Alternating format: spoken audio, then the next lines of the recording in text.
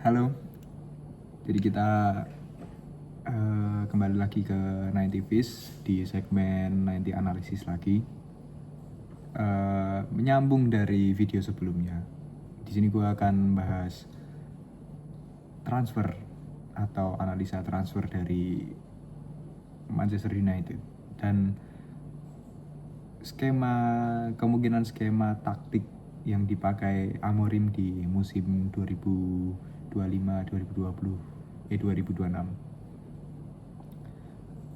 Oke, kita mulai.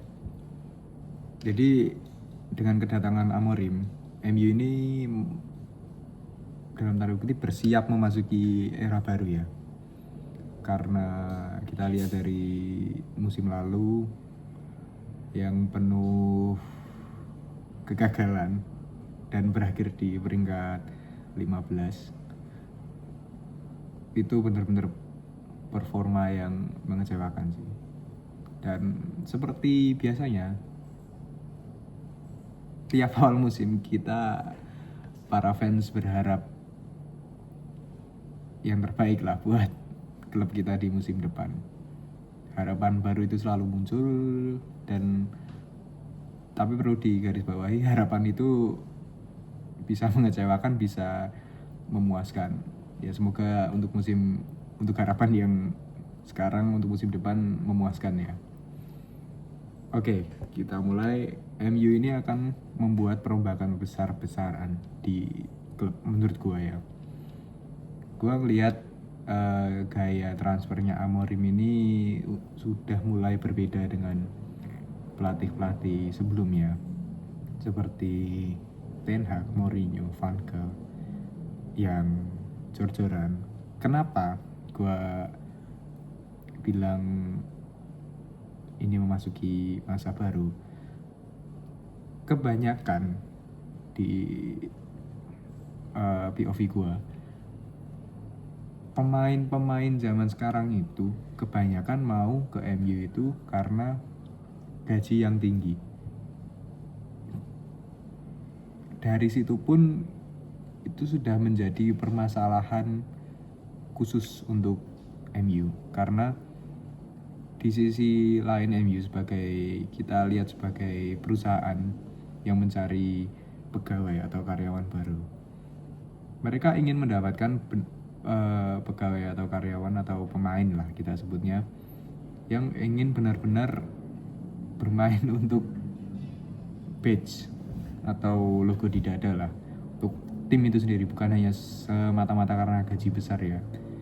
Dia itu tidak bisa dipungkiri karena ya kita tahu lah, MU itu klub kaya, klub terkenal dengan fanbase besar di dunia. Itu menjadikan PR untuk MU mendapatkan pemain yang berkualitas diinginkan dan cocok dengan skema pelatih yang ada dan ingin bermain untuk tim dengan hati lah. Kita mulai dari pemain yang kemungkinan akan dijual lah.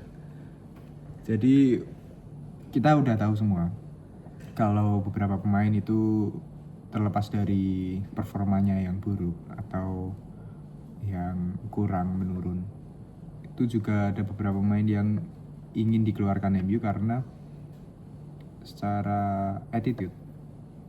Contoh kita lihat seperti Sancho, Rashford, dan yang paling baru ini ada Garnacho. Mereka ingin, seakan-akan mereka tuh sudah tidak ingin bermain untuk MU. Dan honestly, gue sebenarnya nggak masalah sih mereka keluar 3 pemain itu ya, Rashford, Sancho, Garnacho. Anggap aja mereka bisa dijual, kita mendapatkan uang juga dan bisa untuk membeli pemain baru yang kita harapkan sesuai lah dengan skema yang diinginkan Ruben Amorim. Walaupun mungkin karena dari pemainnya itu sendiri ingin keluar, jadi kita bukan hampir tidak mungkin ya, tapi mungkin saja tidak mendapatkan harga yang pas atau tinggi untuk ketiga pemain tersebut. Kemarin gue sempat research, si Rashford juga udah ditawar ke Barca ya. Barca itu senilai 40 juta pound sterling kalau salah, atau 40 juta euro ya. Tuh, terus Sancho juga mau diambil Juve. Terus Garnacho itu dikabarkan juga mau dilego ke Napoli karena mereka emang pingin Garnacho masuk sebagai mungkin menggantikan Kvaratskhelia. Sancho juga mungkin di Juve karena Yildiz akan dengar si Yildiz mau ke Munchen karena Munchen terakhir gagal mendapatkan Nico Williams yang ingin ke Barca. Jadi nggak masalah sih, kita dengan klub yang tadi gue sebutin itu saling membutuhkan lah, mutualisme lah. Mereka butuh pemain kreatif dan mereka mendapatkan, dan kita membutuhkan dana segar dan tempat free untuk pemain yang akan masuk. Sejujurnya gue setuju aja 3 pemain itu keluar. Tapi yang jadi PR selanjutnya, MU bakal memiliki kekosongan di lini depan yang sangat banyak. Dengan keluarnya 3 pemain itu saja di lini depan, kita hanya memiliki Diallo, lalu Zirkzee, Højlund, yang dimana 2 dari 3 pemain tersebut merupakan tipikal striker ya, si Zirkzee sama Højlund. Sedangkan Amad Diallo bisa sebagai winger atau mungkin inverted winger, inside forward yang lebih kreatif dan bisa lebih mengalirkan bola.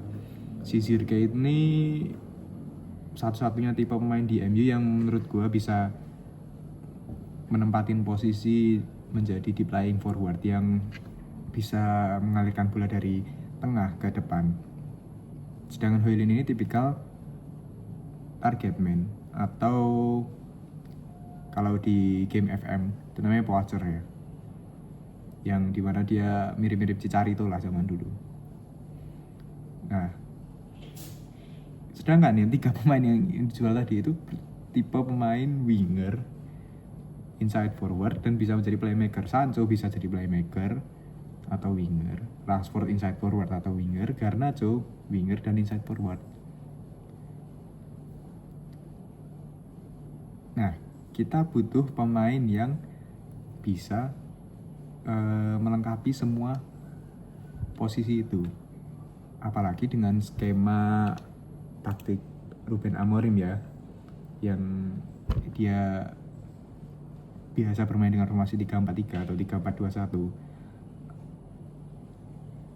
Kita butuh 2 pemain di belakang striker untuk membantu kreativitas serangan ya. Menurut gue Bruno nggak bakal dijadiin pemain di belakang striker lagi sih. Dia bakal lebih turun deep ke 4 lini tengah ya. Jadi nanti mungkin kipernya Onana, backnya De Ligt, Yoro, lalu Maguire. Gue masih pengen Maguire stay sih. Maguire di tengah, De Ligt di kanan, Yoro di kiri. Lalu kanan itu menurut gue bisa Dalot kalau enggak Mazraoui. Nah, Bruno itu bakal ada di 2 central mid ya. Jadi mungkin dia bisa di plot sebagai box to box midfielder, bukan sebagai playmaker lagi, atau mungkin attacking midfielder ya, dibarengi dengan mungkin bisa Ugarte, Casemiro atau Maino. Tapi menurut gua yang bakal tampil lebih banyak besok dampingin Bruno itu si Ugarte. Casemiro menurut gua udah tua, tapi walaupun masih bagus ya di musim-musim, di waktu-waktu terakhir musim yang kemarin. Maino itu untuk musim kemarin itu masih mentah sih, jadi mungkin dia bisa jadi rotasi lah, pemain rotasi. Lalu di kiri mungkin nanti ada Dorgu atau mungkin pemain MU yang baru Diego Leon yang akan masuk, atau mungkin bisa Heri Amas. Luke Shaw mungkin jadi back tengah kiri sebagai pelapisnya rotasinya Euro. Nah, dua pemain di belakang striker ini itu kita udah dapat satu, Junha. Nah, Junha ini tipe pemain attacking midfielder. Dia mau kerja keras, dia bisa ngalirin bola, berani, kuat dalam holding bola, memegang bola, kontrol bola oke, ngalirin bola oke. Cuma dia juga harus ada tandem yang pas. Nah, gue berharap sih si Mbeumo ini sih, pemain dari Brentford ini yang next bisa masuk ke MU ya. Karena ya kita coba bikin lah, tim Brentford pun dia gendong. Untuk pemain gendong satu tim di Liga Premier itu gue harus akuin itu keren sih. Jadi Mbeumo ini cocok lah, mungkin Junha sama Mbeumo ini bisa jadi partner yang kuat di belakang striker. Lalu untuk striker sendiri gue berharapnya bukan Zirke atau Højlund, tapi gue pengen satu pemain baru. Dan ya kita nggak bisa bohongin lah, yang hot item di bursa transfer kali ini ya Gyökeres. Cuman gue nggak tahu gimana, terlalu mungkin bisa jadi calon transfer saga ya, seperti Sancho ke MU dulu ya, bakal lama sih ini ntar. Jadi Gyökeres tuh dia pengen pindah ke tim yang masuk ke Liga Champions, sedangkan Amorim tuh mau pemain yang benar-benar main untuk MU. Nah, sedangkan MU di musim depan tidak main di Liga Champions, itu problemnya. Cuman di update terakhir ini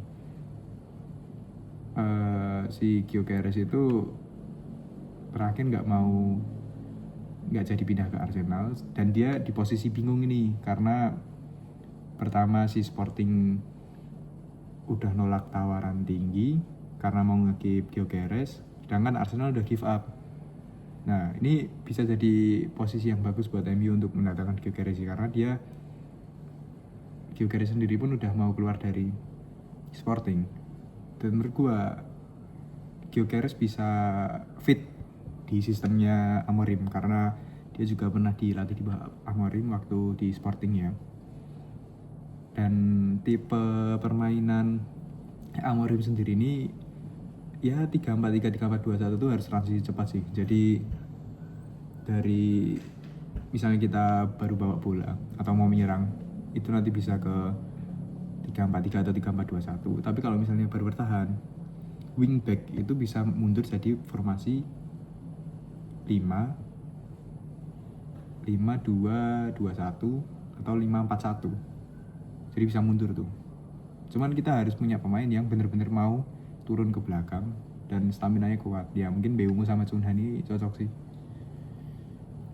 Dan butuh fleksibilitas ya. Jadi nggak cuman harus stay di satu posisi. Jadi bisa saling turun atau menggantikan posisi pemain yang harus transisi lah. Tuh. Jadi mungkin untuk transfer pemain MU yang paling patut di highlight itu untuk lini depan sih, karena kalau emang semua terrealisasi kita bakal memiliki PR banyak di lini depan, bakal kosong banyak di lini depan. Untuk lini belakang menurut gue udah solid, itu nggak bisa dipungkiri, bukan karena gue fans MU ya, tapi untuk lini belakang menurut gue fans MU udah solid di tim MU. Kiper, kalau untuk kiper sebenarnya gue 50-50 sih sama Onana ya. Gue dulu sempet mikir Onana tuh bagus di Inter karena 3 back di depannya sih, cuman beberapa kali dia juga nyelamatin, bikin save bagus dan lain-lain. Cuman ya menurut gue masih condong ke Onana bagus di Inter karena back di depannya, 3 back di depannya itu kokoh. Ada waktu itu ada Bastoni, Acerbi, De Vrij gitu. Ya semoga di MU bisa seperti itu, karena setahu gue MU juga ngincer kipernya Aston Villa si Emiliano Martinez. Cuman update yang terakhir si MU memperpanjang kontrak Tom Heaton. Jadi menurut gue 3 kiper MU, Andre Onana, Altay Bayindir, dan Tom Heaton itu tetap jadi kiper di MU 3 itu untuk kedepannya. Lini belakang banyak yang bilang Harry Maguire mau dijual. Menurut gue pribadi jangan sih. Maguire kokoh di tengah ya, dia sebagai stopper. Untuk 2 kanan kirinya ball playing defender si Leny Yoro dan Delik bisa itu, atau mungkin Mazraoui bisa ditarik ke bek kanan tengah, bisa jadi ball playing defender. Dan untuk wingback kanan kiri menurut gue harus lebih berani, catatan untuk ke depan, untuk musim depan harus lebih berani eksplosif, tapi juga jangan terlalu kacau, jangan terlalu tidak disiplin hingga lupakan posisi waktu diserang seperti itu. Jadi menurut gue wingback udah cukup lah. Mungkin di sisi kiri ada tambahan Diego Leon, jadi ya kita lihat ntar kalau emang dirasa kurang cukup bisa didatangkan di Januari tuh ya. Kita berharap yang terbaik lah buat MU, karena menurut gue